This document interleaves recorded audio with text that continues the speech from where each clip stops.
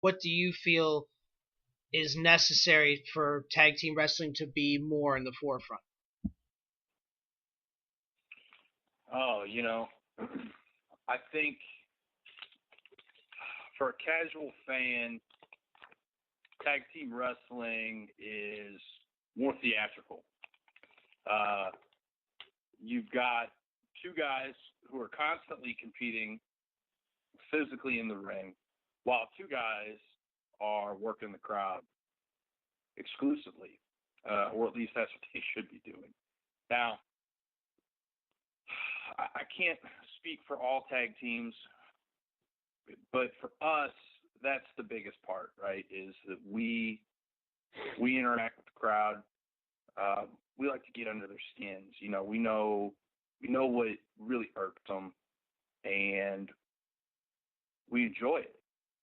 And I think that is what kind of sets some tag teams apart. You can have moves, you can be really technically sound and great at what you do, but if you can't work that crowd, if you can't get them to hate you or like you or whatever you're trying to do, you're just going to fall kind of to the bottom of the barrel. You're going to end up forgotten. No matter how good you are, you're just going to be forgotten. What do you think? I mean, I think that. Tony? Yeah.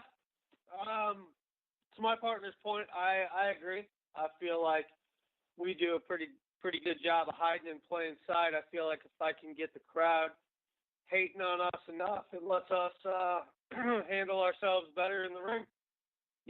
I feel like it's one of our best assets is getting the crowd against us so that the ref pays a little bit more attention to them than he does to us. That's important. Very important. Yep.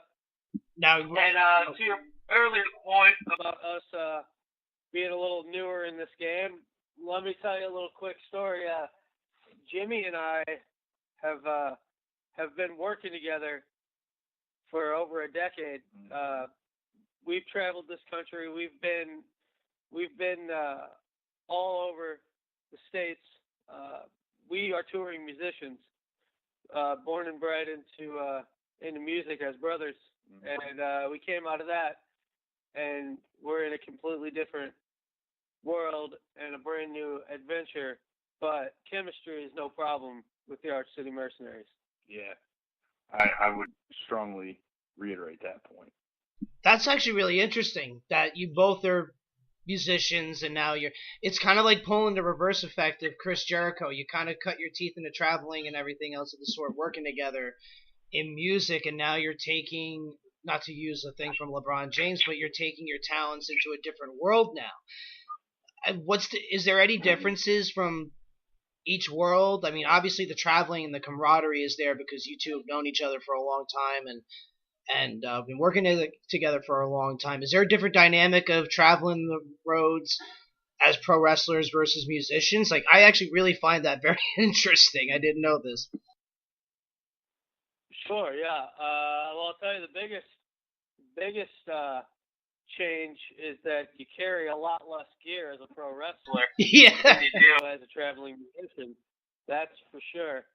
The crowds are a little different. It hurts a lot less. I'll tell you that right now. It hurts a lot less to be a musician than it does to be a wrestler. Yeah. You get the crap beat out of you every night. But I'll tell you, it's in our blood. We're creative individuals. As a matter of fact, we come out to our own music. Yep. So we can play it anywhere we go and not have any issues whatsoever with it. We wrote it. We recorded it. It's ours. So it yeah, gets pumped. Yeah. There's nothing like standing behind the curtain when your music hits. Not only are you pumped that you're getting ready to go out and beat the crap out of somebody, but you're also going out to beat the crap out of somebody to something that you wrote. Yeah. So you get to take the feelings and all the emotions that come with being a musician, and when you're on stage, that high, that feeling, that you have when you're playing music in front of a crowd and they're feeding off of it and you're feeding off of them. And then you get to just immediately go right into that and then break through the curtain. Yeah. And then go right into doing 100%. something completely different, but exactly the same. Yeah. All at the same time. It's all familiar. Mm-hmm. Yeah, that's definitely a similarity between the two. It's familiar. You get in there, you get your hands dirty, and Yep. You put in your work.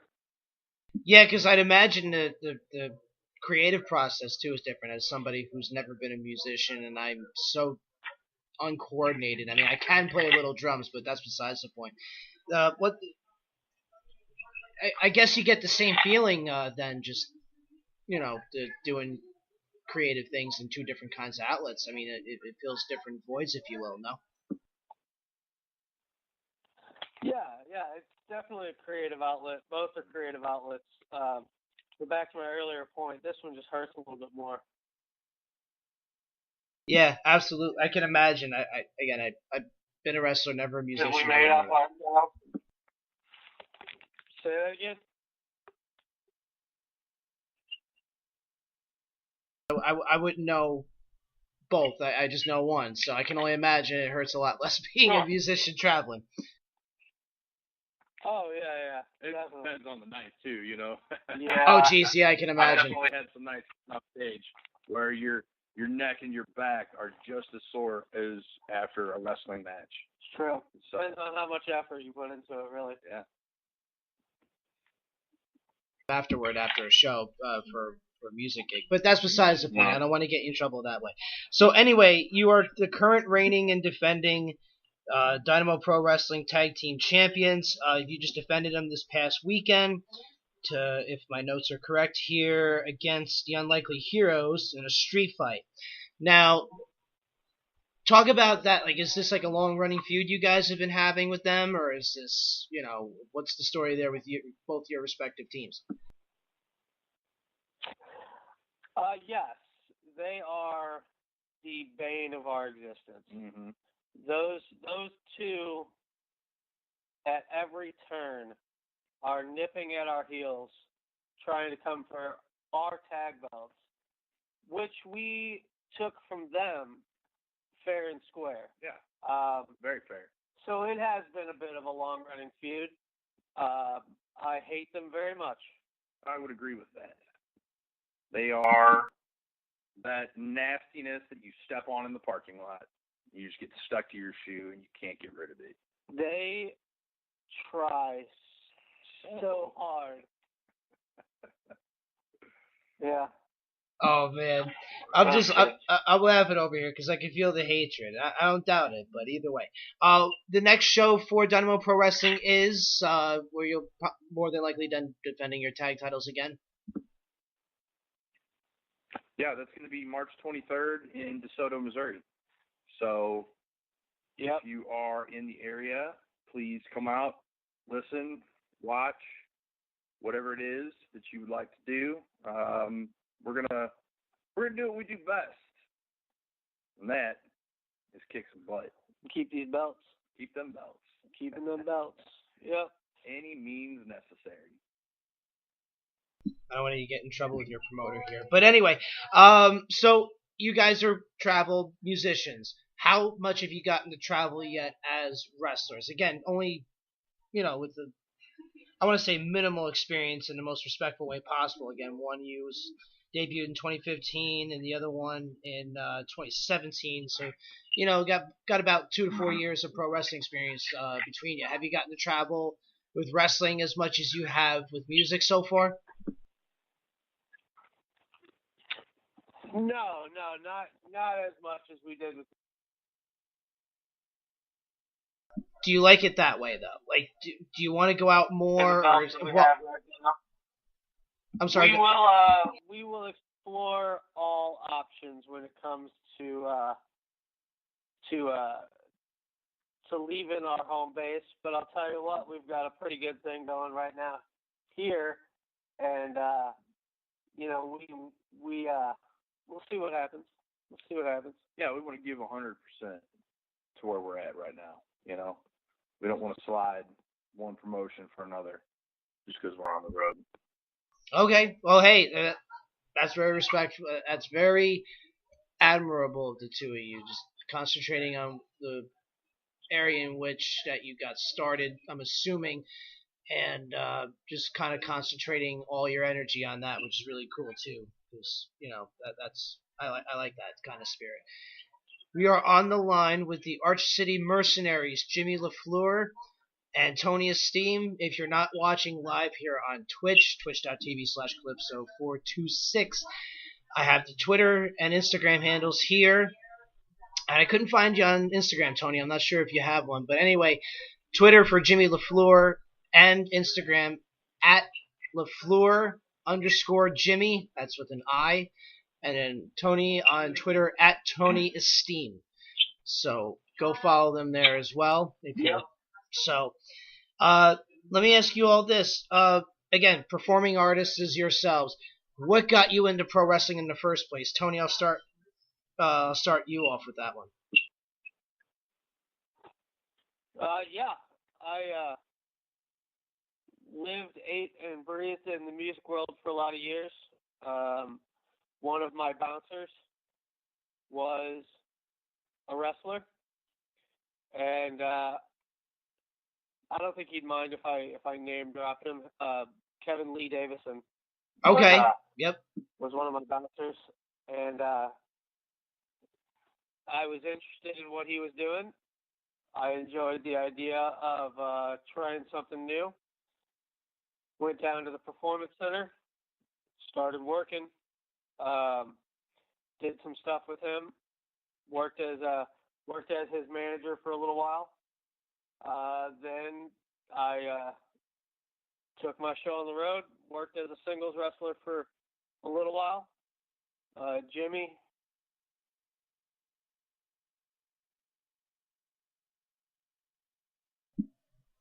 work, and he debuted in 2017. Yep. And we've been teaming up. Okay.